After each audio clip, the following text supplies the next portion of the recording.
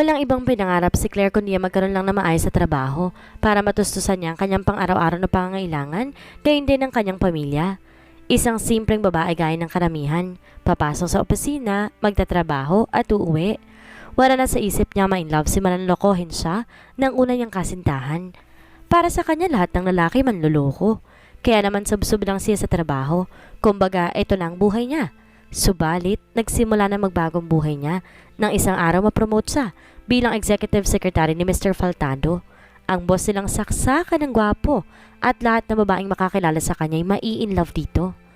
Makakaya kayang baliwalay ni Claire ang charm ng boss niya, lalo pat perpektong hinubog ang bawat parte ng pagkatao nito. Si Claire na kayang babaeng kukuha ng atensyon at magpapabago sa masungit at sunaberong amo? Umaga na pala. Tamad na tamad pa akong bumangon pero kailangan dahil may trabaho. Ayoko malit dahil may bawas sa sweldo. Sayang din yun, pang milk tea. Ako nga pala si Claire, 27 years old at isang Bulacania. Nagtatrabaho ako bilang sekretary sa isang office sa BGC. Para makapasok kailangan ko sumakay ng bus, mag-MRT at maglakad pa. Nakakapagod bumiyahe araw-araw pero wala naman akong choice dahil ayaw naman ako ipag-boarding house ni mama. Kaya araw-araw, sumusong ako sa init, alikabok at traffic. Dagdag pa ang siksikan sa bus at MRT. Bumper to bumper, ika nga. Ito ang Markham Tower. Sa 15th floor ako nagtatrabaho bilang sekretary ng marketing manager na si Madam Ruby sa pinagtatrabahuhang kumpanya. Ang Lions Properties, isa sa pinakamalaking real estate agency sa bansa. 2 years na ako sa company at itong aking second job. Dati ako nagtatrabaho sa isang law firm bilang receptionist pero dahil mas malaking sahod dito, lumipat ako. Siyempre, 'di ba? Kailangan natin ng growth and career advancement. Ang una kong ginagawa sa umaga ay nagtitimpla ng kape sa pantry area. Hi, Charisse. Ang aga mo ngayon na. Bati ko sa kaibigan. Siya sa pinaka-close ko sa opisina. Oo nga, imalat maagang dumating ang bus. Sa Rizal naman ang gagaling sa Charisse araw-araw. Pagkatapos magkape, kanya-kanya ng upuan sa aming mga desk. Binuksan ko ang computer at nagumpisa na ako mag-check ng emails. Mukhang isa na namang busy araw to. Maya-may nadinig ko ng pamilya na yakap ng mga sapatos. Hudyat na parating ng aming boss. Siya si Mr. Lester Faltado, ang CEO ng kumpanya. Mula na nagkasakit ang kanyang ama, siya na ang pumalit bilang CEO. Hindi mo akalain na isa itong CEO dahil bata pa lang si Sir. Siguro nasa 30 plus pa lang to. Dahan-dahan to naglakad at kanya-kanyang bati ang mga nasa opisina. Malayo ang desk ko sa dinadaanan niya, kaya naman di na ako nag-abalang bumati pa at hindi naman niya madidinig. Well, gwapo si Sir, matangkad at matipuno. Hindi ko pa ito nakausap ng harapan at sa mga meetings naman, puro managers lang kaharap nito. Pero kahit ganun halata sa itsura nitong pagkaseryoso at hindi man lang nangiti. Kasunod nitong tumayo at sumunod ang executive secretary niyang si Rosel. Maganda si Rosel, artistahin ang dating, sexy at kulay papel. Malamang alagang glute tayo ng balat nito. Hindi kami close dahil natatarayan ako sa kanya. May haka-haka pa nga na may lihim na relasyon na mag-amo. Tinuloy ko na ang ginagawa at halos makalimutan ko na ang paglipas ng oras. Pagtingin ko sa wall clock, alauna na pala at lunch break na namin. Besh, kain na tayo. Aya ni Charisse na nasa harapan ng desk ko, bit-bit ng kanyang baon. Tumayo kami at naglakad patungong pantry nang dumaan sa harap namin si Mr. Faltado, kasunod ang sekretary nito. Hindi man lang kami tinapunan ng tingin ng dalawa. Sayang, gwapo pa naman ni Sir. Masungit niya lang. Komento ni Charisse. Nagkibit balikat na lang ako dahil mas iniisip kong sikmura at nakakaramdam na ako ng gutom. Halos magkandara pa ako kakatakbo. Habol-habol lang ba sa sasakyan ko? Tulad ng araw-araw, ito na naman ako at nagmamadali. Buti na lang nakaabot ako sa bus. Dali-dali kong siliksik ang katawan sa gitna ng mga tao. Tayuan na naman kasi sa loob at hindi mahulugan ng karayom. Bilang na bilang sa mga daliri ko, ilang beses pa lang ako nakakaupo tuwing papasok. Hay, bakit pa kasi lagi akong late nagigising? Tanong ko sa sarili. Maaga naman ako natutulog. Alas 10 pa lang ng gabi, plakda na ako. Pero ewan ko bakit tamad na tamad pa rin akong bumangon ng umaga. Pasado alas 8 na makapasok ako sa opisina. Buti naman di pa ako late. Alas 8 kasi ang umpisa ng aming trabaho. Beshi! Ay pusa ka! Pasigaw kong sabi sa pagkagulat. Si Charisse nasa likuran ko dala ng mug niya at namumula sa kakatawa. Ano ka ba? Aatakin naman ako sa iyo. Sorry naman. Alam mo ba, may nasagap akong chismis. Natatawa pa rin to sa kanya. Wow, ang aga naman yan. Sabay upo ko para buksan ang aking computer. Naghina naman ng upuan si Charis at naupo sa tapat ko. Mukhang mahaba-haba itong nasagap at chismis ng kaibigan. May nakakita daw kagabi kay Mr. Faltado at Rosel, sabay pumasok ng kotse. Halos pabulong pang sabi nito. Ako naman ay nag-umpisa na mag-check ng emails. Napatingin ako kay Charis na nag-aabang ng reaksyon ko. Okay, tapos? Ano naman ang bago dun? Di ba may relasyon naman talaga sila? Pakibit balikat ko lang ng sagot. Sa totoo lang, kalat na naman kasi ang chismis na dahil halata naman sa kilos ni Rosel na may gusto ito sa amo. Isa pa, halos buong araw sila magkasama sa loob ng opisina. Kapag naman lalabas si Mr. Faltado, kabuntot din ang sekretary niya. Oo, pero paglabas daw ng babae sa kotse, umiiyak daw ito tagtatakbo. Mas lalo pang humina ang boss si Charis dahil unti-unti na nagdadatingan ibang ka-office mates namin. Umiiyak? Baka naman may LQ lang. Masyado naman namang binibigyan ng kahulugan yun Normal lang sa relasyon yun. Wala pa rin akong pakialam at nagtuloy lang sa pagsagot sa mga emails. Ano ba naman kasing bago dun? Kahit sino naman siguro na makasama araw-araw ang ganun kagwapong lalaki, talagang mahuhulog. Isa pa maganda naman si Rosel, wala naman sigurong masama. Hindi, Beshi. Kung normal lang LQ lang yun, bakit naman magtatakbo yung isa?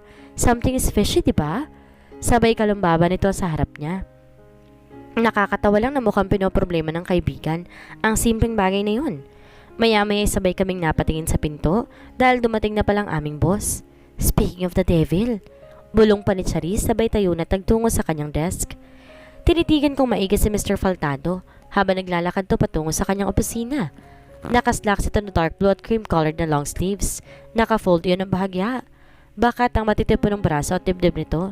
Nakabrush up ang buhok nito at mukhang bagong shave pa. Napakaseryoso ng mukha ng amo at wala kang makikita na ng mga reaksyon. Yung tipong hindi mo mababasa kung naman ang nasa isip nito. Kayo manggi at matangka din to kaya naman lalaki-lalaki ang dating. Sa totoo lang, lahat ng mga kababaihan sa opisina may crush dito. Hindi na ako magpapaka-plastic. Nung bago ako sa kumpanya, crush ko rin naman si Sir. Pero dahil siguro araw-araw ko naman nakikita, umay na rin ako. Kumbaga immune na ako sa kagwapuhan nito. Maitim ang mga mata nito na parang pag tinignan mong maigi, malulunod ka. Siguro kahit sinong titigan nito ay mahuhulog sa kanya. Hindi ko na namalayan ang tagal ko na palang nakatiti kay Mr. Faltado nang biglang lumingon ito kung saan ako nakaupo. Nanuyot ang lamunan ko na magtama mga mata namin. Diyos ko po! Nasambit ko sa sarili ko at saka ako biglang nagyuko ng ulo. Tumigil bigla ang oras at dinig na dinig ko ang lakas ng kabog ng dibdib ko. Nagkunwari ako nag-type sa aking computer at may ginagawa. Naku, baka ko anong isipin ito sa akin. Sa gilid ng mata ko nakita ko ng tuluyan itong pumasok sa kanyang opisina. Hay, salamat! At nakahinga ako ng maluwag. Busy sa opisina dahil end of the month na. Tinatapos ang lahat ng kanilang monthly reports. Maaga naman akong pinatawag ni Madam Ruby. Good morning po, Madam Ruby. Madam ang tawag ko sa kanya dahil naging biro na namin to na mukha siyang asawa ng mayamang businessman.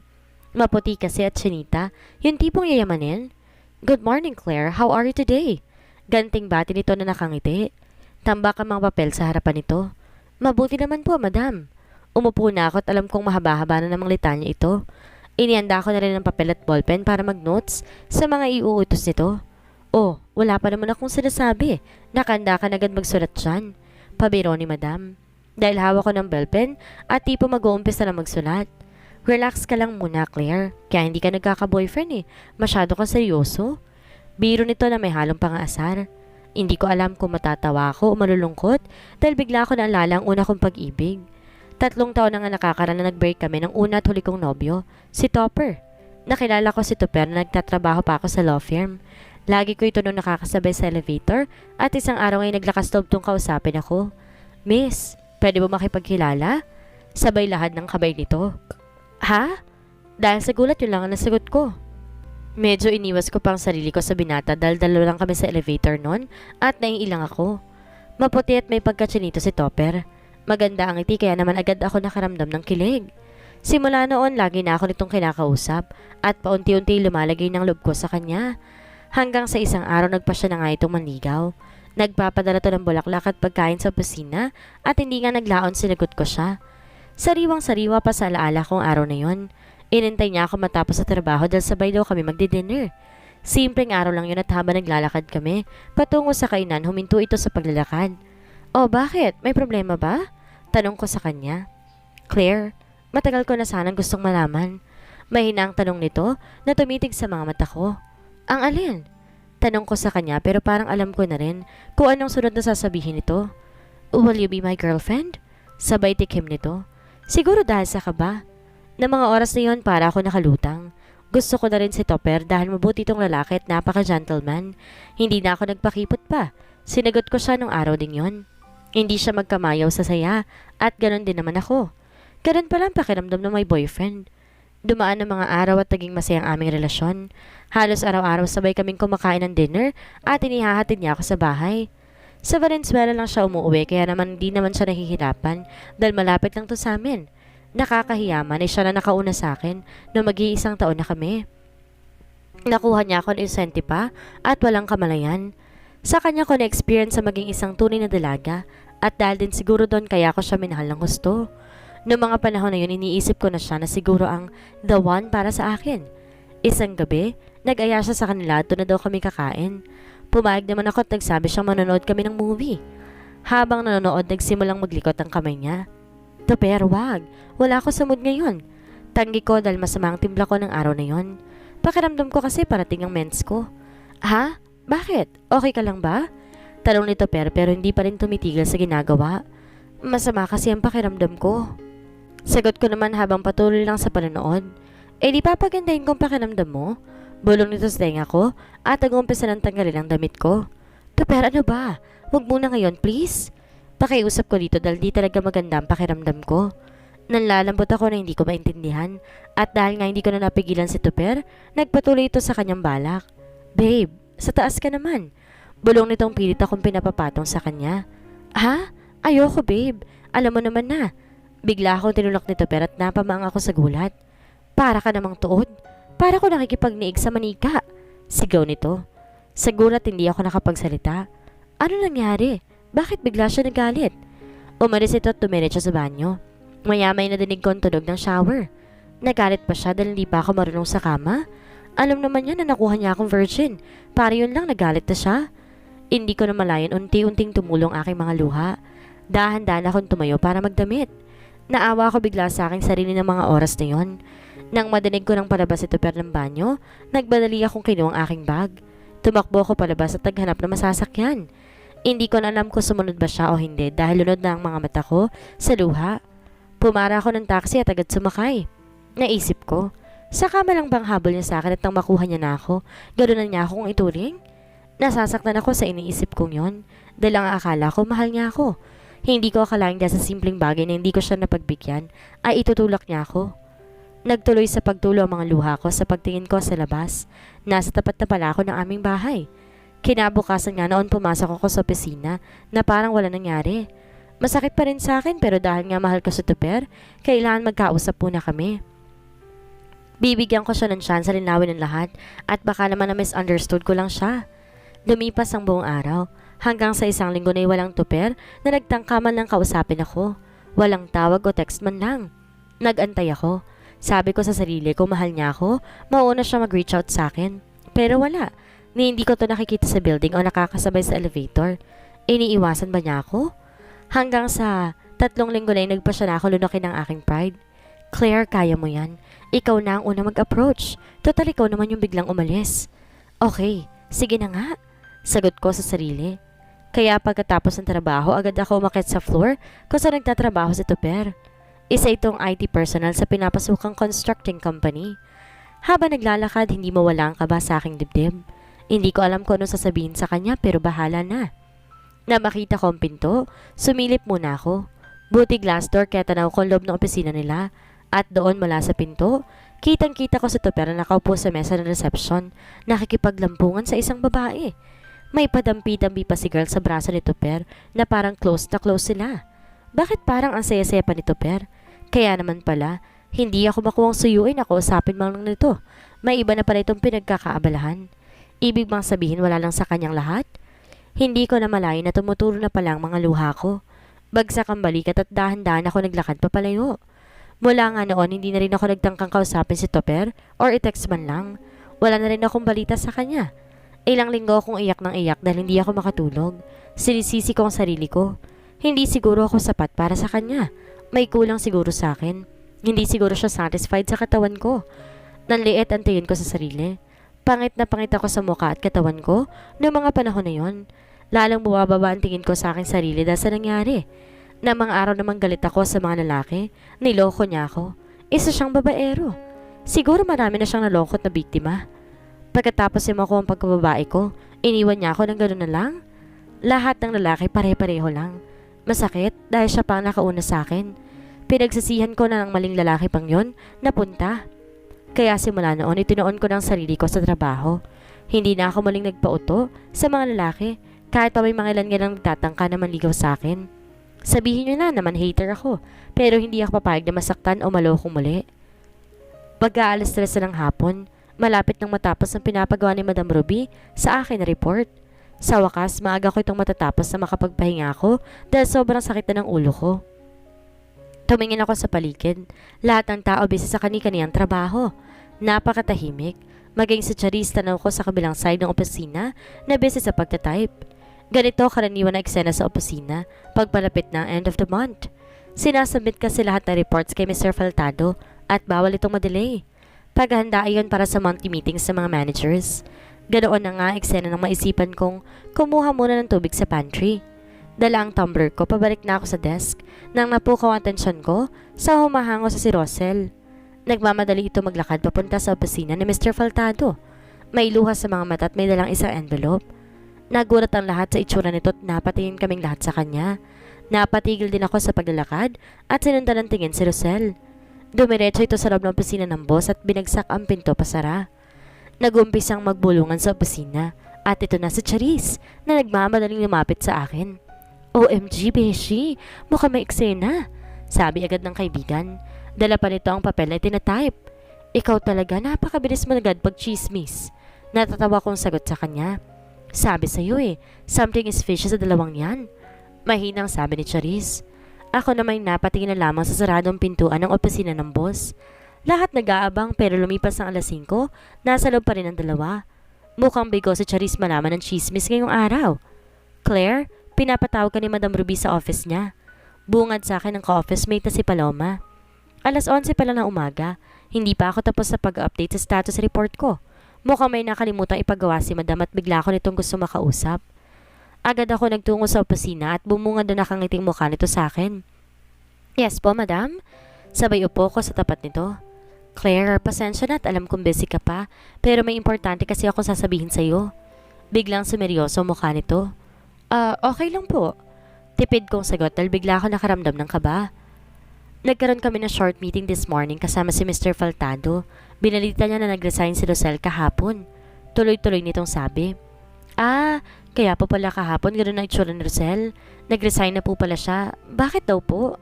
Tanong ko. Pero sa totoo lang, weird na sinasabi sa akin ni Madam to. Malalaman ko din naman yun sa mga chismis sa opisina. Hindi ko alam. Sabay abot nito na isang papel. Ano po ito? Nagtataka kong tanong. Sabay basa sa title nito. Promotion letter. Maang nanapabuka ang bibig ko at napatingin sa mukha ni Madam. Nakangiti ito ng ubod tamis. Congratulations, Claire. Sabay abot ng kamay ko para i-shake hands niya. Nag-aatubili akong inabot yon. Pero Madam, bakit po? Hindi ko na naituloy ang sasabihin. Simula bukas, ikaw na executive secretary ni Mr. Faltado. Ikaw ang napili namin maging kapalit ni Rosel. Pagpapaliwanag nito sa akin. Hindi pa rin ako makapaniwala. Pero bakit ako ang napili? Hindi ba ay mas madaming matagal sa akin at mas magaling na dihamak? Madam, bakit po ako? Don't get me wrong. Masaya ako pero mas namang ang pagtataka. Bigla na lang nag-ring ang telepono kaya agad nitong sinugot ang phone at nagmestrang basahin ko na lang munang iniabot nito. From a monthly salary of 15,000 pesos, we are revising our salary to a monthly salary of 25,000 pesos. This will include overtime, out of towns and overseas business trips. Hindi ako makapaniwala sa nakikita. Ang laki ng increase at may overseas business trips pa? Ibig sabihin ba nito makakapunta na ako sa ibang bansa? So, Claire, what do you think? Nakangiti ito. Natapos na si Madam sa kausap sa telepono. Hindi po ako makapaniwala. Hindi ko po talaga ito inaasahan. Masayang masaya ako at hindi pa rin binibitawan ng papel. Hindi ko po talaga to inaasahan Pero nagtataka lang po talaga ako. Bakit po sa dami na mas matagal sa akin ako pong napili? Well, may mga bagay kasi na hindi ko pwedeng i-disclose sa'yo. Pero bukod sa magandang performance mo at matalino ka, nasa iyo ang isa sa mga hinahanap ni Mr. Faltado. Ha? Alin po? Pasuspense pa tong si Madam. Ayaw pa akong diretsuhin. Yun ay ang pambibiti nito sabay tawa. Madam naman eh. Natatawa na ako. Paano nangaasar pa to habang takang-taka na nga ako? Ang pinaka-importanting bilin ni Mr. Faltado, kailangan ng sekretary nakafocus lang sa trabaho, hindi nagpapadala sa mga distractions. At ikaw na ikaw yon, Claire. Pagpapaliwanag nito sa akin. Anong distractions po? Sunod na tanong ko naman kasi parang may laman yung pagkakabanggit niya sa word na distractions. Well, maraming klase ng distraction sa loob at labas ng kumpanya. Pero ang pinakamalaking distraction na ma-encounter mo sa trabaho na ito ay, hulaan mo. Pambibiti na naman ito. Madami yata siyang time ang asar ngayon. Long working hours po? Panguhula ko para sa kinalamang ginagawa ni Madam. Mali. Sabi nito sabay tawa na naman. Natutuwa talaga siya na pagtripan ako. Natawa na rin ako dahil sa inaasa ng amo. Okay, seryoso na. Sabi nito at kinuhang papel sa kamay ko. Ang trabaho mo isang executive secretary, ibig sabihin palagi mo makakasama si Mr. Faltado sa loob man o labas ng opisina, pwedeng 8, 12 or 24 hours pa. Yun ang pinakamalaking distraction mo sa trabahong to, ang mismong boss mo. Hindi ko gets ang sinasabi mo, madam. Nakakunot na akong sabi. Sa totoo lang, naguguluhan ako. Paano naman magiging sagabal si Mr. Faltado sa akin? That's the point, Claire. Hindi mo gets. That's the point. Malakas na sabi nito. Ano ba itong pinagsasabi ni Madam Ruby? Lasing ba to? Okay, ipapaliwanag ko. Almost all the ladies in the company adores Mr. Faltado. Yung tipong titigil lang sila nito, ibababa na agad nila yung mga panty nila. Ganon kalakas ang dating niya, and my point is, wala kang pakialam doon. Because nakafocus ka lang sa work mo, and that is very good. Kabilin-bilin na Mr. Faltado, he wants someone that will just do her job and go. No personal emotions involved. Yung hindi siya aakitin. Because that's what happened to Rosel. Mahabang pagpapaliwanag ni Madam. Saglit. Aakitin? Seryoso ba yun? Ano naman ang akala niya? Kahit gwapo siya, hindi naman lahat ng babae magkakagusto sa kanya. Iba-iba din tayo ng type at hindi ko siya type. Grabe naman ang mentality ni Mr. Faltado. Grabe siya ha, hindi ko siya carry. Thank you po for the compliments pero hindi naman po sa hindi ako nagkakapuhan kay sir. Iba lang po siguro yung tipo kong lalaki. Pagpapaliwanag ko naman. Then that's good. So, do you accept the offer? Masayang tanong nito. Oo naman po, madam. Obvious naman yung sagot ko. Good. Then I will forward this to the HR department and expect a call from them within the day to sign your contract. Okay, Claire? Sabay lapag ng papel sa desk nito at may isinulat. Yes po, salamat po madam. At bumalik na ako sa aking desk. Maaga akong pumasok ngayong araw. Kahapon na pirmahan ko ng bago kong kontrata at ibigay na sa akin ng mga dapat basahin sa paghanda sa bago kong role bilang Executive Secretary ni Mr. Faltado. Magkahalong kaba at excitement na nararamdaman ko. Kinakabahan dahil magiging sekretary ako ng pinakamatas sa posisyon sa kumpanya at excited dahil bagong experience ito para sa akin. Pagdating sa opisina agad ako nagtimpla ng kape. Maaga pa naman kaya wala pang ibang tao. Naupo ako sa pantry area at nag-umpisang basahin ang isang booklet na inihanda nila para sa akin.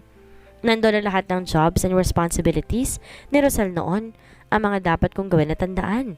Mukhang kayang-kaya ko naman ang mga ito at hindi nilalayo sa ginagawa ko dati bilang sekretary ni Madam Ruby. Kamusta naman ang bagong sekretary ni Mr. Faltado? Nakangiting bunga ni Charis sa akin na makita ko nitong nagkakape na. Eto, excited na. Natatawa kong sagot. Unexpected talaga pero masayang-masaya ako. Naupo naman si Charis sa tabi ko. Sobrang happy ako para sa iyo, Beshi. Kahit naman sino may excite kung araw-araw makakasama na isang tulad niya. Sabay pangalumbaban nito na parang nagda-daydreaming pa. Isa nga pala si Charis sa patay na patay sa aming boss. Naku, hindi ako excited dahil doon. Masaya lang ako napansin nilang hard work ko. You deserve it naman kasi, Beshi. Kayang-kaya mo yan. Basta ha, update mo lang ako lagi sa latest happenings. Sabay kindat pa nito na parang may ibang ibig sabihin. Nagsidatingan na ibang office mates namin at isa-isa din nag-congratulate sa akin. Pinatawag ako na HR manager at nagsabing i-introduce niya ako kay Mr. Faltado para makastart na sa bagong role ko ngayong araw.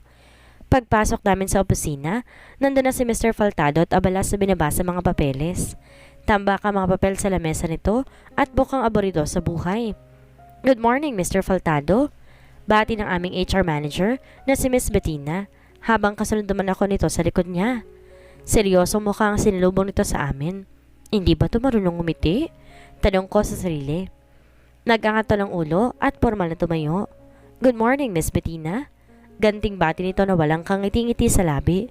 Naghalokip-kip ng mga kamay sa bulsa ng kanyang slacks. Naka-light blue ito na long sleeve polo at nakasabit naman ang suit nito sa kanyang swivel chair. I would like to formally introduce your new secretary, Miss Claire de la Roca. Good morning, sir. Bati kong nakangiti, sabay ko ng bahagya bilang paggalang dito. Mataman akong tinignan nito na parang sinusuri. Ngayon ko lang nakita na lumalapitan at ang itim na itim nitong mga mata. Parang blanco iyon. Tulad ng dati parang nakakalunod tumitig dito. Nice meeting you, Miss Claire. I hope you will enjoy your new role. Sabi nito sa akin na diretsyo nakatingin sa mga mata ko. Ewan ko ba pero parang nailang akong bigla. Thank you, sir. Matipid ko na lang sagot na nagbabalang tingin. May inabot na papel si Miss Bettina dito na agad itong pinarmahan at pagkatapos ay bumalik sa pagkakaupo. Iginiya naman ako ni Miss Bettina sa bago kong desk. Nasa bungan yun ng opisina, katapat ng pintuan. Hindi ko tanaw si Mr. Faltado sa pwesto ko na yun dahil may frosted glass door pa bago makapasok sa mismong opisina nito. Dito na magiging pwesto mo mula ngayon. Kapag may kailangan si Mr. Faltado, tatawagan ka lang niya sa intercom. Pagpapaliwanag nito at nagpaalam na. Agad ako naupo. Sinek ang mga bagay na nasa lamesa nila at inayos ng bahagya. Saka ko binuksan ng laptop para umpisang mag-browse ng email sa calendar ng bagong boss. Ito ang main responsibility ko, to make sure na organize ang schedule ng boss. Maya-maya nagring ang telepono. Sa kabilang linya ay ang isang lalaki tinahanap si Mr. Faltado. Inilhold ko yun at tinahil ang extension ng boss. Hello sir, Mr. Rojas of RLM Real Estate would like to speak to you. Medyo matagal itong sumagot. Yes please. Tipid lang na sabi nito gamit ang napakalalim at malamig na boses. Agad kong tinransfer ang linya at nagpatuloy ako sa aking ginagawa. Nang lunch break na, inaantay kong lumabas ang boss pero halos 10 minutes na nakakalipas sa aming break time. Wala pa rin. Hindi ko tuloy alam kung pwede ko na bang mag-break o kailangan pang magpaalam. Nag-aalangan ako dahil kung tatanungin ko to, baka maistorbo at magalit. Mukha pa namang tigre anytime ang bubulyaw. Pero nang dinig ko na ang sikmura ako'y nag-aalboroto, no choice na. I-denial ko extension nito at agad itong sumagot. Yes. Parang galit ang boses. Sir, magla-lunch break lang po ako. Diretso kong sabi. Go ahead. Matipid itong sagot. Magsasalita pa sana ako pero binaba na pala nitong phone. Ako naman lumabas na dahil gutom na talaga ako. Bahala siya malipasan ng gutom mag-isa, no? At tulad ng inaasahan, nag-aantay si Charis sa pantry na nakangiti. Uunahan na kita. Wala. Natatawa kong bungad sa kaibigan. Paano wala, Beshi? Grabe naman. Excited pa naman ako sa ikukwento mo. Nag-iinit na ako ng aking pagkain sa microwave at nasa likod ko ito na parang bata nag-aantay ng candy. Ano naman ang inaasahan mong kwento? Nakaupo na naman ako sa desk ko at siya sa opisina niya. O sige, ano na lang itsura niya sa malapitan? Mas gwapa ba kapag close up? Kinikilig ka ba? Ano sabi niya sa'yo? May kinuwento ba siya tungkol sa kanila ni Rosel? Sunod-sunod ang tanong nito habang ako naman naupo na para mag-umpisang kumain. Hay nako, Charis. Maniwala ka o hindi, wala talaga. Pinakilala lang ako ni Miss Bettina ng umaga and then wala na. Naupo lang ako sa desk ko para magtrabaho. Pagpapaliwanag ko naman sabay subo ng pagkain. Ay, ano ba naman yan? Ang boring nun, Beshi. Kita ang disappointment sa mukha nito. Natatawa ako na nagpatuloy na lamang sa pagkain. Ano bang inaasahan ng kaibigan? Magkukwento ng personal na buhay sa akin si Mr. Faltado? Malabo yun. At sa totoo lang, wala din naman akong pakialam. Nandun lang ako para magtrabaho at nagpapasalamat ako na napromote ako at tumas ang sahod ko. Yun lang. Ano kaya magiging buhay ni Claire ngayong sekretary na siya ng boss nilang ubod ng gwapo pero malamig pa sa yelo? Ang dalaga na kaya magpapalambot sa puso ng binata? Yan ang ating aalamin sa susunod nating kabanata.